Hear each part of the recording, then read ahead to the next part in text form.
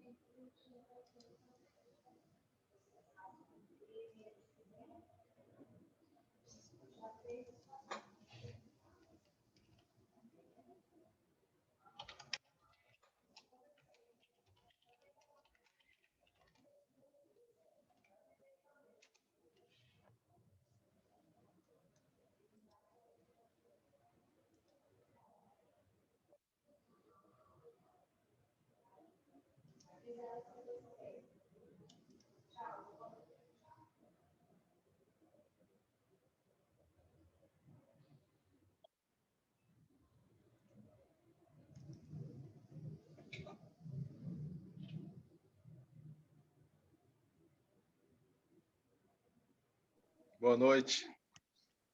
Boa noite, Edson. Tudo bom? Tudo em paz, graças a Deus. Nossa, Cadê o resto do povo? o celular aqui para carregar está quase descarregado. Não. Esse dia tá uma correria lá no serviço. Nossa, Você é imagina. meio tarde. Tem umas planilhas lá que ela pediu para mim mudar tudo, é uns fluxos lá, é o fluxo de caixa da empresa. Então, são 5 empresas, né, que a gente tem que fazer todo dia. E esses fluxos é o que manda diariamente para o conselho, né? Os acionistas, para todo mundo lá. Aí é meio corrido, tem que fazer redondinho, porque para não fazer besteira. É milhões, né? Nossa, é Você brabo erra mesmo. Você manda um fluxo de caixa de 55 milhões todo dia. Você erra uma bobeirinha lá, tá a diferença é gigantesca. Com Aí eu certeza, tenho, vixe.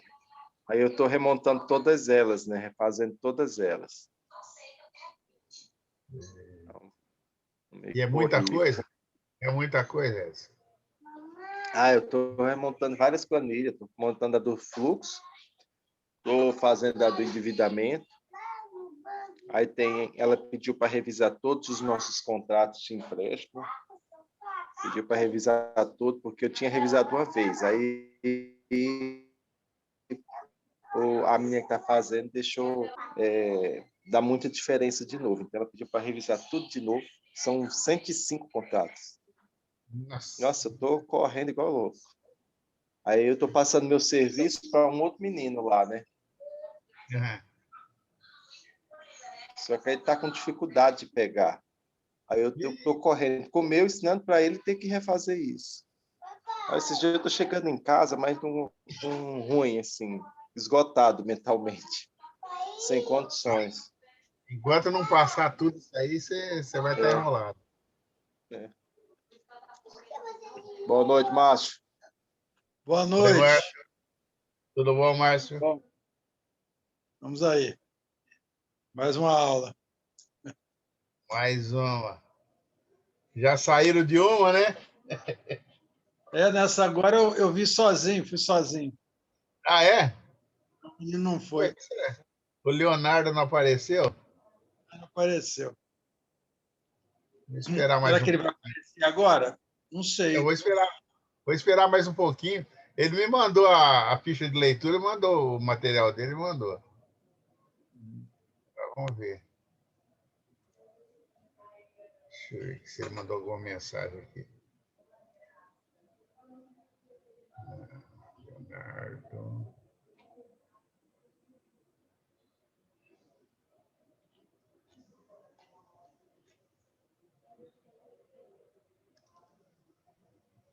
Vou esperar mais 5 minutos, né?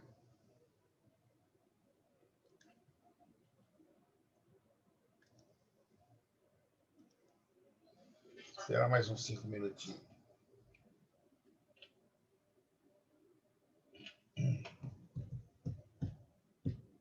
Já está funcionando sua igreja lá, pastor? Está É? dentro do trabalho lá na sua igreja? Está tendo domingo à noite. É. E durante a semana, na terça, quarta, quinta e sábado, eu tenho uma live com o pessoal. Tenho uma reunião de homens, tenho 2 noites de oração e tenho uma escola bíblica no sábado. Só Mas pode tem que reunir. marcar. Está limitada a entrada? Ou como é que... Não, não precisa, porque o meu salão é grande, né? E a minha congregação é pequena. Então não tem muito limite. Tá indo todo mundo que vai mesmo, tá indo. Mas tá tendo distanciamento, tá tranquilo, todo mundo usando máscara, usando álcool em gel. Até agora não deu problema nenhum, não. Até agora tá indo bem. Já faz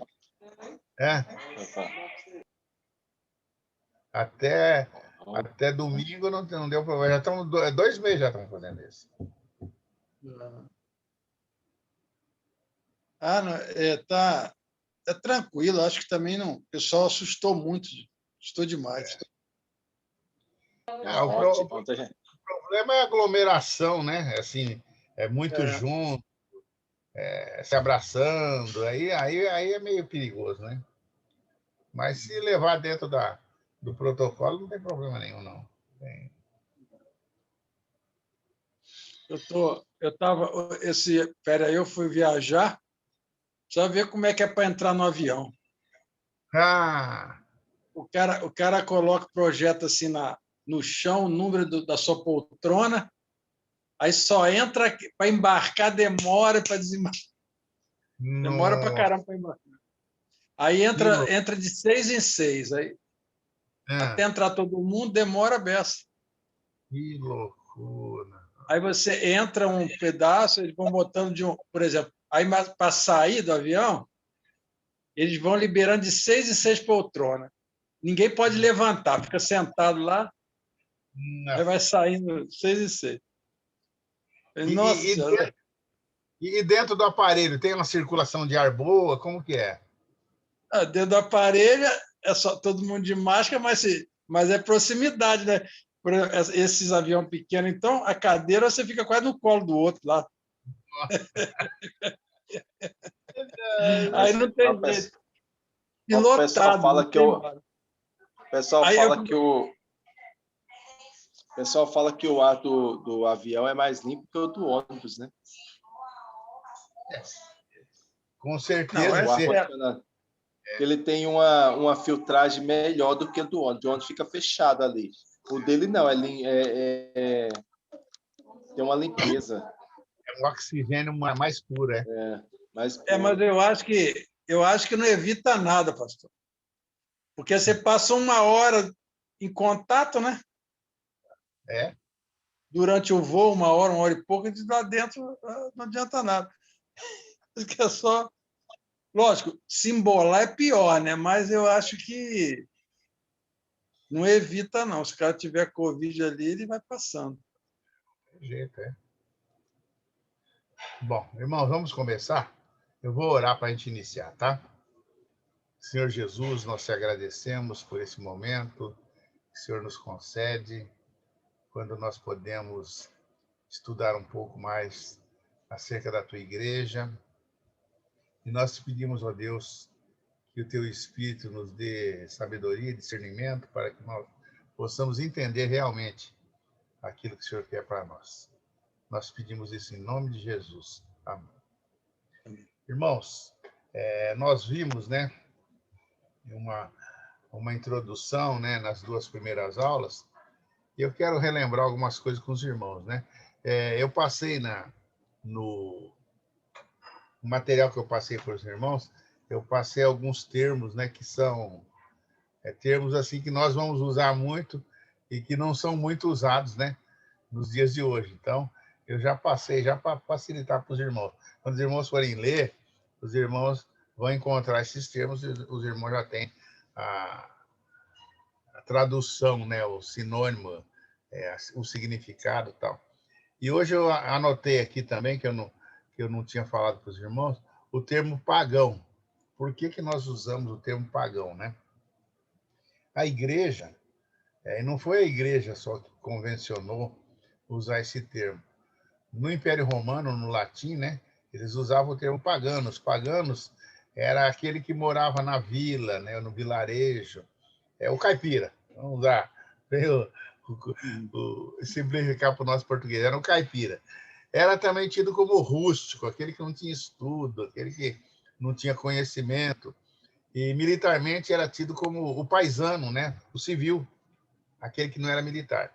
A igreja adotou esse termo, significando que era aquele que não cria em Jesus, aquele que não tinha conhecimento do cristianismo.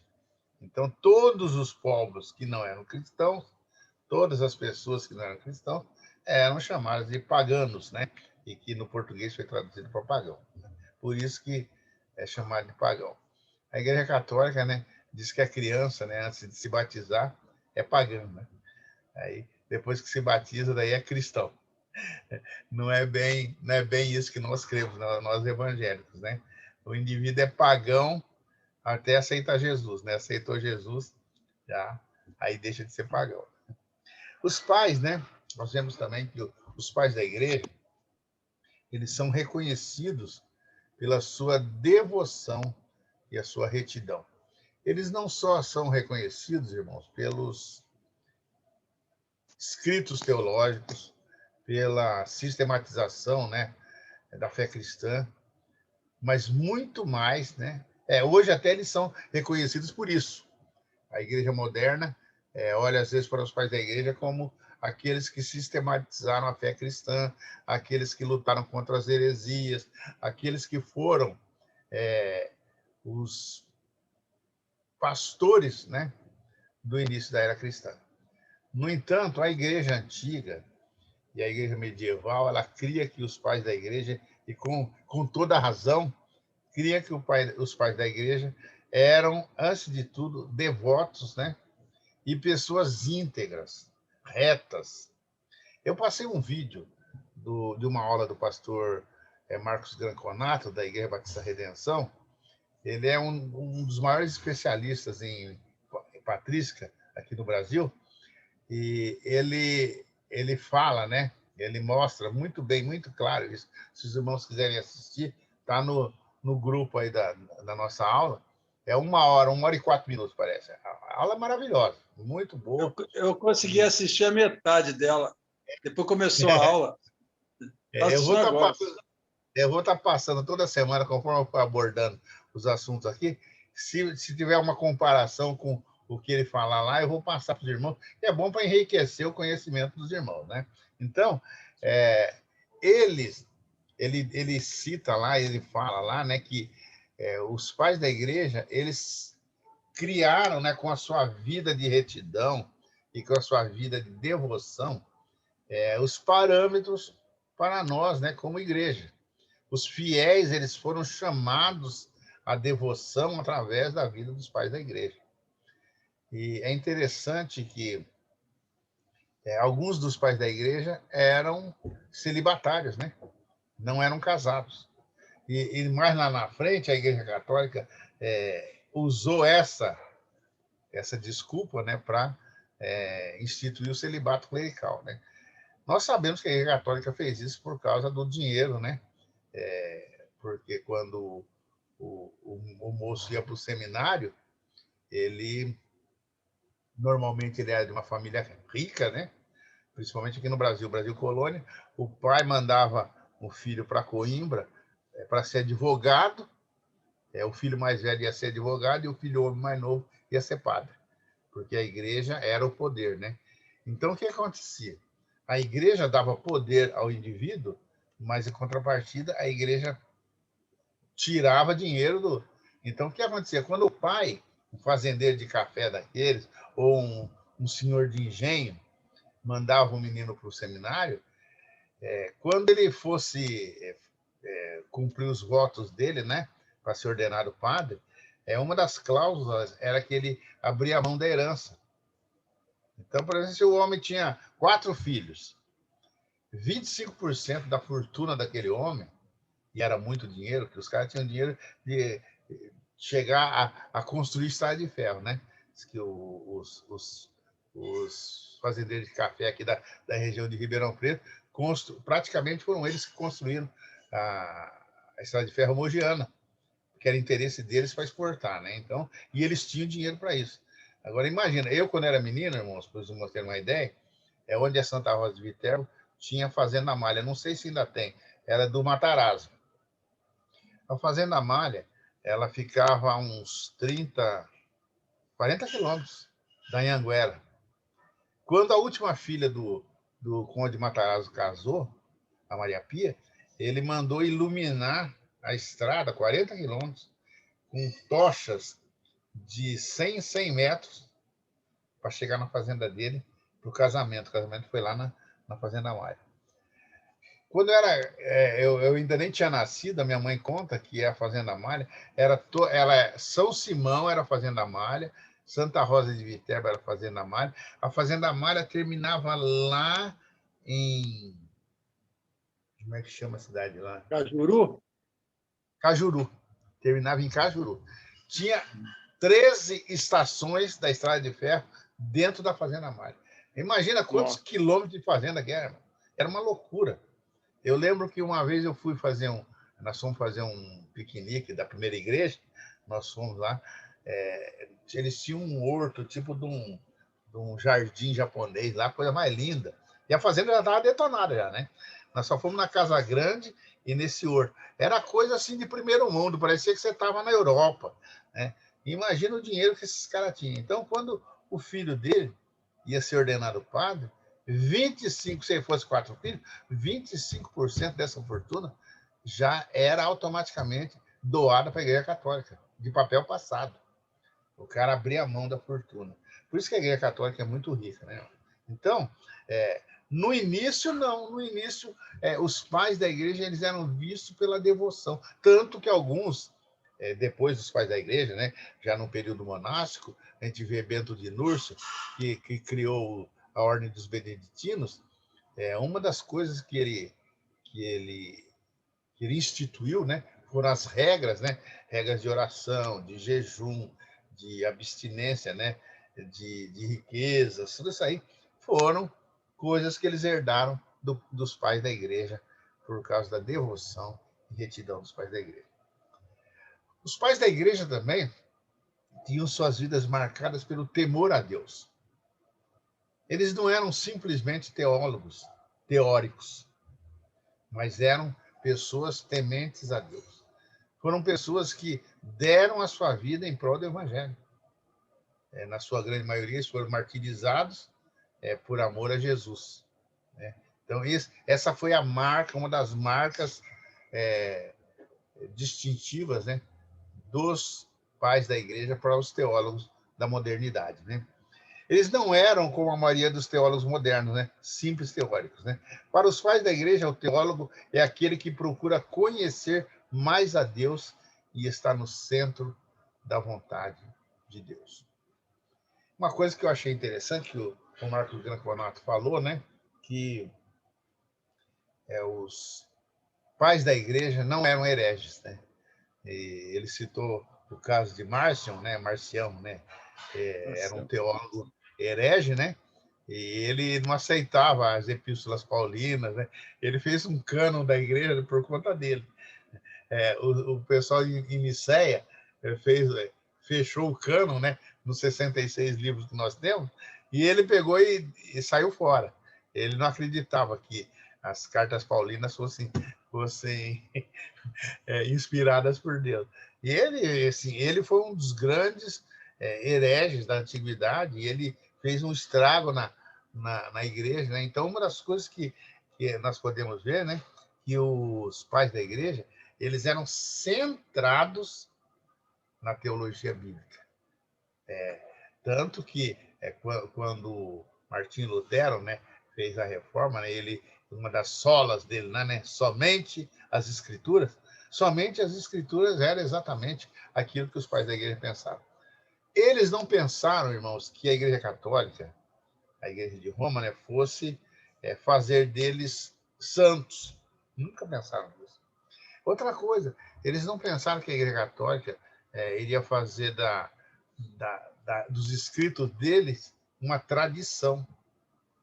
E se você for estudar a história da Igreja Romana, né, nós vemos que a Igreja de Roma ela se pauta em parte pela Bíblia e em grande parte, né, na maior parte das vezes, pela tradição. Então, a tradição tem mais autoridade do que a Bíblia. Os pais da igreja não foram assim. Os pais da igreja, a Bíblia era a regra de fé deles, e eles defenderam os escritos bíblicos, né, os ensinamentos bíblicos contra as heresias, distorções, desvios, né, que apareceram, né, naquela época dos 3 primeiros séculos. Né? A religião e o Estado antes da era cristã. Gostaria de mostrar para os irmãos, para a gente poder entender, né, como que era a religião e como que era o relacionamento da religião com o Estado. Né? Muitas pessoas de hoje, ao aceitarem com naturalidade que a religião é uma questão individual, que não diz respeito ao governo e aos governantes, não imaginam o quanto esse conceito é recente na longa história da humanidade. Nós podemos ver que quando os batistas, né, de Londres, lá em 1600 e alguma coisa, eles escreveram a sua primeira constituição, né?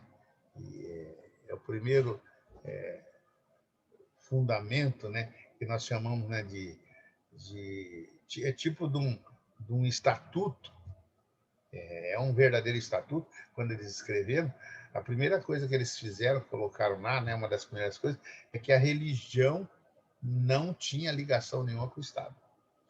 Porque o Estado moderno, ele já entende dessa forma. Na idade, depois da Idade Média, o que acabou com a Idade Média foi exatamente isso, essa compreensão de que a igreja ela é separada do Estado. O próprio Jesus disse, né? Dai a César o que é de César e a Deus o que é de Deus. Então, é recente assim, 400 anos, 500 anos mais ou menos, que nós temos esse pensamento. Mas até a Idade Média, as pessoas tinham assim um entendimento de que a igreja era associada ao Estado. E ela tinha mais poder até que o Estado, né? Para os homens antigos, a distinção entre uma esfera religiosa e outra não religiosa não teria qualquer sentido, pois tudo estava profundamente permeado pelo sagrado.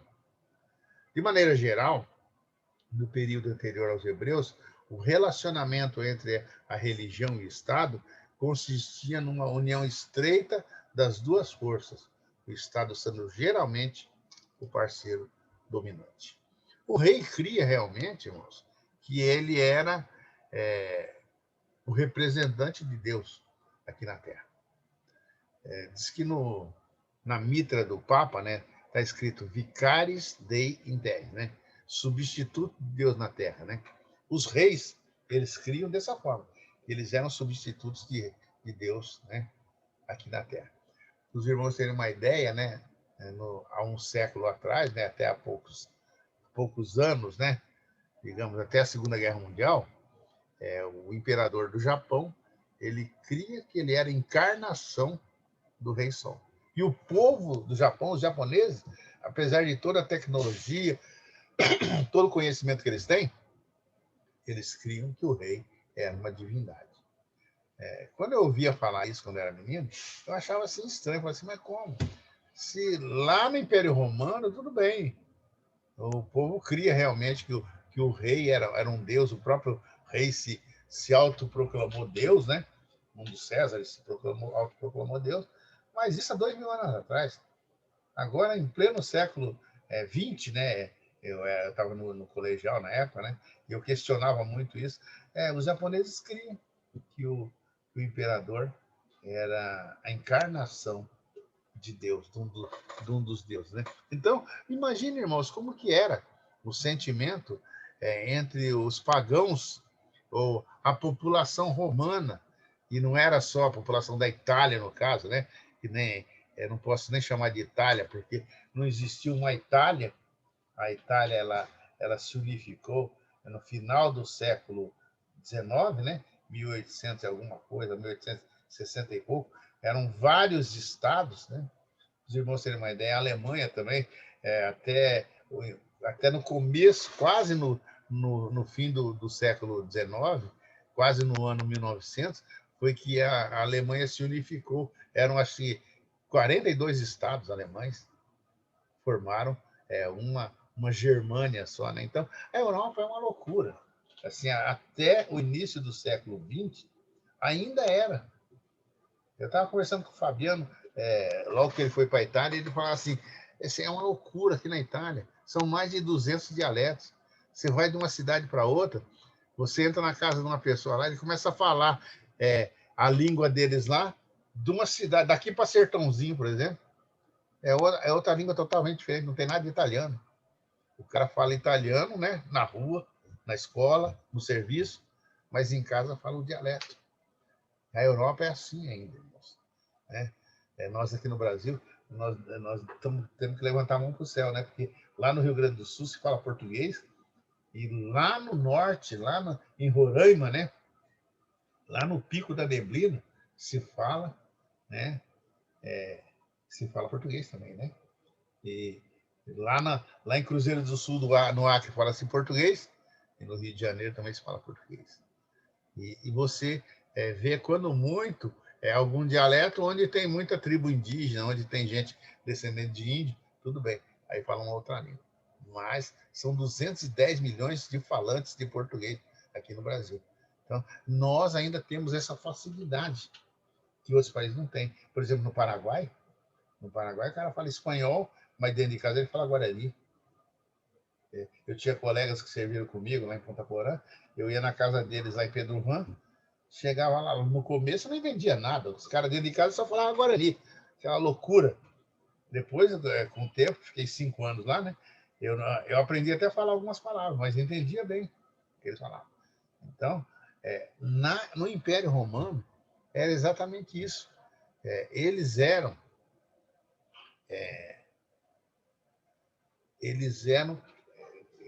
aculturados, né? A cultura deles tinha essa conotação de que o rei era representante dos deuses, né? E eles todos, né, tinham que reverenciar esses deuses. Na China ainda é assim, irmãos. Diz que na China, você chega na cidade, tem uma placa, assim, naquelas vilas lá do interior, né? Placa, mesmo com o Partido Comunista, hein? Aí tem as placas lá dizendo assim, aqui se reverencia o Deus tal.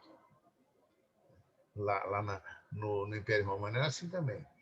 O cara ia para a feira, na feira o cara estava vendendo carne no açougue, consagrado ao Deus tal. Por isso que os cristãos tinham problema de comprar carne, né, dos romanos, né, dos pagãos, por causa disso, porque eram carnes consagradas aos ídolos, né? Então, era assim, a religião era muito entranhada com o Estado. Quando o cristianismo começou a aparecer, começou a quebrar essas barreiras. Aí a pessoa se convertia e ela pegava e abandonava os deuses. O que acontecia? O que aconteceu lá com o apóstolo Paulo cita no livro de Atos, né? Que o cara eles tinham um sindicato dos caras que fabricavam santos, né? E quando o apóstolo Paulo começou a pregar, não lembro que cidade que era, lá da Ásia Menor, começou a pregar, as pessoas começaram a se converter, deixaram de comprar os ídolos, né? O sindicato ficou louco, quis matar o apóstolo Paulo. Até que fugir, botaram ele num cesto, né? Tirar ele dentro da cidade, que os caras iam matá-lo, porque acabou com o comércio de santeiro, né? Dos santeiros. A mesma coisa estava acontecendo no Império Romano. Houve uma revolução quando o cristianismo, né, começou a crescer. Eu sempre fico pensando, irmãos, o seguinte, né? Se nós fôssemos crentes igual aqueles primeiros irmãos, irmãos, isso aqui seria um paraíso, né? A gente já teria alcançado o Brasil todo, né? E isso aqui seria um lugar de paz, de felicidade, né? Mas não existe isso, né?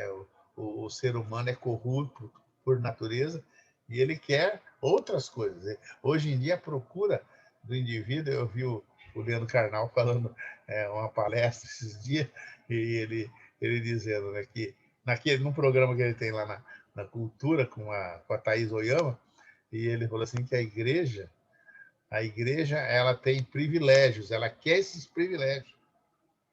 É muito triste o cara um cara falar isso aí em rede nacional e você vê que ele está falando a verdade. Está falando a verdade. A igreja quer ter uma bancada evangélica, a igreja quer ter rede de televisão, a igreja quer ter isenção de imposto, tudo que é anti-cristão, a igreja quer fazer. Né? Em contraste, entre os antigos hebreus, havia uma teocracia. Os judeus, sim, até hoje. O Knesset, que é o parlamento israelense, ele é um parlamento, antes de tudo, teocrático. Eles trabalham em cima das leis de Moisés. Os muçulmanos, eles são teocráticos. O chefe de Estado é um ayatolá, por exemplo, lá no Irã, que é o chefe do grupo muçulmano daquele país. É uma loucura. Então, tudo que eles fazem com base na teologia deles, né? Termo esse cunhado por Flávio José. Flávio José cunhou o termo teologia, né? Flávio José foi um historiador judeu que viveu entre o ano 37 e 100 da nossa era. A fé mosaica não era simplesmente a religião do Estado. Ela era, pelo menos até o início da monarquia, ela era o próprio Estado. A teocracia hebraica foi mais pura antes da monarquia e novamente na diáspora após o exílio babilônico. Então, o rei ele era o representante da igreja. Alguns países ainda são, né? Na Inglaterra, a rainha Elizabeth ela é chefe da igreja anglicana. O arcebispo de Canterbury, ele não, desculpa a expressão chula, ele não dá um pum sem falar com a rainha, né? Sem pedir a bênção da rainha. A rainha ela é a chefe da igreja também. Né? Na Roma Imperial, o imperador era também o Pontifex Maximus, que é o guardião da ponte, né? O máximo, o maior guardião da ponte. Não é o guardião da ponte lá do Rio Tibre, né? Mas é o guardião, o que faz a ponte entre Deus e os seres humanos, né? Ele é um sacerdote, que é o que faz a ligação entre o povo e a divindade. Então, o rei era assim. E somente os judeus conseguiram escapar, né, dessa cultura. Os judeus tinham liberdade de cultuar o seu Deus único, né? E foi uma concessão que o imperador romano deu, né? Porque eles pagavam imposto, eles faziam tudo, eles eram bons cidadãos, então eles tiveram a liberdade de cultuar, né, o seu Deus. E podiam ter sinagogas também no Império Romano. O que aconteceu, irmãos? Quando a igreja cristã começou a crescer, os próprios judeus alimentaram a perseguição. Se os irmãos já leram, né, o Martírio de Policarpo, o bispo de Esmirna, eu vou chegar nisso aí, né? Eu já tenho separado esse material para dar para os irmãos. No dia da morte de Policarpo, eles que amarraram Policarpo lá numa estaca para queimar, os judeus foram as pessoas que ajudaram a pegar lenha para botar fogo no homem. Porque os judeus ficavam indignados, eles não queriam os cristãos. O cristianismo era uma seita dissidente do judaísmo. Eles criam assim, né? Então, eles perseguiam os cristãos. Todo esse problema foi envolvido no início da igreja cristã e os pais da igreja tiveram que trabalhar em cima dessa situação, em cima desse momento de dificuldade que as igrejas, né, estavam tendo. Né? A igreja e o Estado. Os cristãos e o Estado no Novo Testamento. O cristianismo surgiu como contexto de uma relação tensa entre a igreja e os judeus e o Império Romano. Né? O seu maior conflito, porém, foi com o sistema religioso. O próprio Jesus, né, teve problemas. Ele não teve problema com o Império Romano. Ele não teve problema político. O problema dele foi com os sacerdotes. Né? Ele foi morto porque os judeus, né, o judaísmo instituído, não queria. Isso foi passado, irmãos, depois para a época da igreja no Império Romano. A igreja primitiva e o Império Romano. Os cristãos não fizeram qualquer tentativa de formular uma teoria das relações entre a igreja e o Estado no período pré-constantiniano. Antes do imperador Constantino, não existiu essa vontade, né, de agradar o Estado. Muito pelo contrário. A igreja começou a ser perseguida por quê? Porque ela não quis honrar o rei como Deus. As pessoas andavam na rua, você não se cumprimentava assim, bom dia, fulano, boa tarde, fulano. O cara chegava e se cumprimentava assim, salve César. Porque César era como um rei, né? Como um Deus para eles. Né? E aí, o que acontecia? Quando o cara falava Ave César, né? O cristão falava assim, que Deus te dê um bom dia. E começou, né? Ficou bom dia por causa disso, né? Deus te deu um bom dia. E aí os caras ficaram indignados. Mas por que eles não reverenciam o rei? Por que eles não se cumprimentam, né? Como o restante do povo? Aí começaram a questionar isso. Outra coisa que acontecia, as reuniões dos cristãos, irmãos, eram reuniões fechadas. Então, os que não eram cristãos, eles não eram convidados a participar de uma reunião. Só se ele se convertesse, né? Se o indivíduo se convertesse. Meu vizinho se converteu, preguei lá, ensinei, discipulei ele se converteu. Eu levava ele para a igreja, ele tinha acesso ao culto. Do contrário, irmãos, ele não poderia entrar. Então, começou a ter problema por causa disso. Diz que os cristãos, durante aquela reunião, né, faziam orgias, né?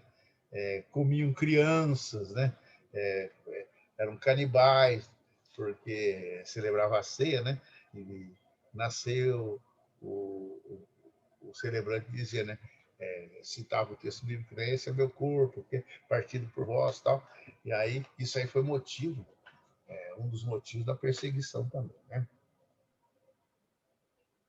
A primeira perseguição do governo romano contra os cristãos foi promovida por Nero, em conexão com o incêndio de Roma no ano 64. Sob suspeita de ter ordenado o incêndio, Nero pôs a culpa nos cristãos, até então pouco conhecidos e mal compreendidos pela população em geral. E foi nessa perseguição, né, que o apóstolo Paulo e o apóstolo Pedro foram martirizados, né? No segundo século, surgiu a política oficial do Império em relação aos cristãos, como mostra a correspondência entre Plínio, o moço governador da Bitínia, e o imperador Trajano. Então, já no segundo século, começou a haver uma certa tolerância, né? Então, os cristãos, pelo simples fato de serem tais, não cometiam crime contra a sociedade e o Estado. Então, não era crime ser cristão. Porém, né? E assim os recursos do Estado não deviam ser gastos, né, para se perseguir os cristãos.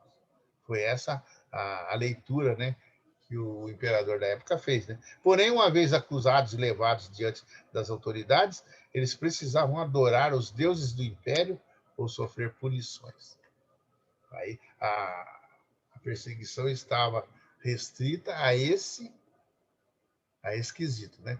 Se o indivíduo não renegasse a Cristo e não honrasse ao rei, né, como divindade, aí sim ele era perseguido, ele era martirizado, né?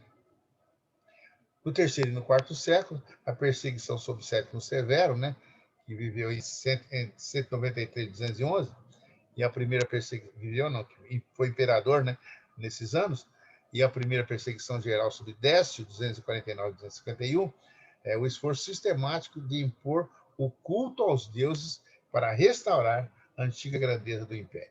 Então, aí já, no século III, o que estava havendo? O Império Romano já estava em decadência. Aí, para que ele se tornasse novamente, né, aquele grande império coeso, né, era necessário que o culto ao imperador fosse restaurado. Então, eles pegaram e baixaram alguns editos para que os crentes, né, a população toda, honrasse o rei, o imperador, como Deus. E aí, o que aconteceu? Os cristãos não aceitaram e foram perseguidos também. A perseguição continuou no Oriente até 311, quando Galério, do seu leito de morte, promulgou um edito de tolerância, no qual suplicava a intercessão dos cristãos. Esse imperador, ele estava muito doente e ele, nas últimas horas dele, pediu arrego, né? Aí deu uma anistia para os cristãos e pediu para os cristãos orarem por ele, né? Então, já se vê que os cristãos já eram um grupo grande, né? Os historiadores contam, irmãos, vocês vão ver história eclesiástica, né? Que nessa época já tinha muito rico na igreja. Muita gente do Estado, né, principalmente as mulheres daqueles milionários lá do Império Romano, já eram cristãs. E aí sustentavam a igreja já tinha uma condição, né? Já não era assim, uma igreja miserável, igreja de pobres, né? Dos pobres. A igreja já tinha condições e a igreja já estava assim infiltrando, né? Alguns funcionários do império já eram cristãos e os próprios alguns advogados, né? Pessoas que exerciam, né? A lei, né? A profissão da lei, eles já eram cristãos e aí já não cabia mais uma perseguição dessa forma. Então, a patrística, ela é uma filosofia cristã desses 3 primeiros séculos. Ela, nesse momento de perseguição, nesse momento de confusão, né, teológica, ela sistematizou a teologia cristã. O surgimento dela, né, na época em que o cristianismo sofreu as perseguições e retaliações. Era necessário, porque, por exemplo, tinha uma igreja aqui em Ribeirão, outra igreja lá em Campinas. Não existia contato, era muito difícil o contato, e para ter uma doutrina consistente, igual, né? Por isso que nós vemos, irmãos, que na Europa, mesmo entre os católicos, existe muita diversidade na celebração, por exemplo. Hoje nós vemos que tem, por exemplo, a Igreja do Oriente, que ela se separou da Igreja do Ocidente.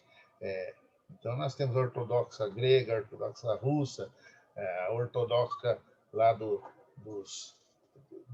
Médio, do Meio Oriente, lá, aqueles Cazaquistão, daqueles povos lá. Então, a celebração é diferente. E você lendo, você vê como que é difícil, porque não havia uma interação. No primeiro século, na época da patrística, houve essa interação porque os pais da igreja fizeram isso. Eles escreveram, sistematizaram, organizaram uma doutrina, e aí essa doutrina ela foi seguindo, e ela se perdeu na Idade Média, por quê? Por causa das distâncias, guerras e falta de contato. Interessante que eu era menino, um grupo de pastores foi visitar o leste europeu. Na época ainda era União Soviética. As igrejas não tinham permissão de cultuar assim abertamente, né? E eu lembro que alguns pastores da cidade de São Paulo tinha alguns pastores que eram descendentes de russos, de ucranianos, né? Eles foram como intérprete, eles sabiam falar a língua e tal, então foram. Aí diz que eu lembro de um pastor que era amigo meu, do meu pai, né, contando, né?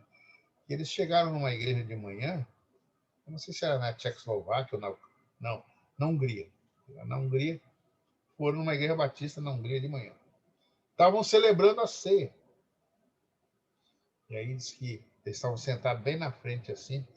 Aí o cara passou um cálice, né? Todo mundo bebia no mesmo cálice. E esse pastor amigo do meu pai, ele era nojento, assim. Nossa, todo mundo põe a boca nesse negócio aí e tal, né? Não, isso foi assim. Eles começaram a servir lá por trás, né? Aí foram servir. Quando chegou neles, todo mundo já tinha posto a boca naquilo lá. E ele ficou indignado, né? Falei assim, nossa, vou ter que beber aqui. Aí bebeu, né? Você vê como é que é diferente do costume. Diz que eles cortavam o pão assim, diz que o cara vinha com um pão grande, ia cortando o pão, cada um tirava um pedaço, né? Ele ficou indignado. A igreja batista. De noite eles foram para outra igreja. Na outra igreja ia celebrar a ceia também. Aí esse pastor falou assim, não, nós vamos sentar lá no fundo. Eles vão começar a servir, né? Nós vamos ser os primeiros a pegar. Ele deu azar que o cara começou servindo lá pela frente. Eles foram os últimos outra vez. Eu lembro que ele chegou aqui no Brasil e contava assim, gente, mas que costume. Em vez de cada um ter um copinho, né? Um copo para todo mundo, aquele povo babão, os caras sem dente e tal. O cara é zoeiro, né? Então, para os irmãos verem como que o costume é diferente. A Igreja Católica Ortodoxa, por exemplo, ela batiza como nós batizamos, por imersão. Não batiza criança. Os padres casam, né? Então, são várias diferenças que depois nós vamos ver, né? Durante o nosso estudo, algumas diferenças que são diferença por quê? Por causa da distância, por causa da falta de comunicação, né? Então, são essas coisas. Eu quero deixar para os irmãos ainda, né, que os períodos da patrística. A patrística divide-se em 3 períodos. No período até o ano 200, né, que ela dedicou-se à defesa do cristianismo contra os seus adversários. Do ano 200 a 450, surgimento dos primeiros grandes sistemas de filosofia cristã. Do ano 450 ao século VIII, elaboração das doutrinas já formuladas e de cunho original. Alguns estudiosos creem que a patrística morreu no século IV. Esse autor que eu estou usando aqui, ele crê que no século VIII ainda, né, se elaborou, né, algumas doutrinas, sistematizaram-se algumas doutrinas que foram deixadas para nós, encerrando assim, né, o corpo doutrinário. Outra forma de divisão da patrística é a seguinte: período antiniceno, né? Corresponde ao período anterior ao Concílio de Nicéia, que foi em 324, né? Englobando os escritos surgidos entre o século I e o início do século IV. O período niceno compreende os escritos surgidos entre o início e o fim do século IV, e o período pós-niceno, que corresponde ao período compreendido entre os séculos V e século VIII. Semana que vem, irmãos, nós veremos, né?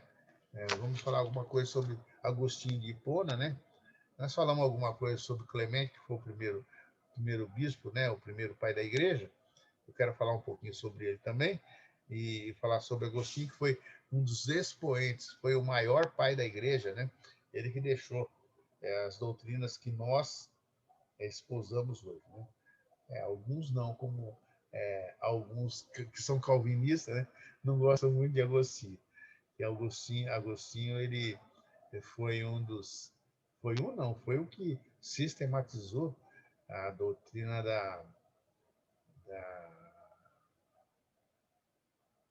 como é que chama? Do livre-arbítrio. Ele que desenvolveu a doutrina do livre-arbítrio. Nós vamos ver até algumas doutrinas, algumas coisas, né, que é bom para o nosso conhecimento, para nós não sermos enganados, né? E ontem eu estava conversando com um amigo meu, e ele teimou comigo assim, não, porque nós batistas, na nossa declaração de fé, nós somos calvinistas e tal. Eu não vou discutir eu sou palmeirense, por exemplo, eu não vou discutir com o corintiano. Eu sei que meu Palmeiras está meio fraco, né? Mas eu não vou discutir. E é a mesma coisa a religião.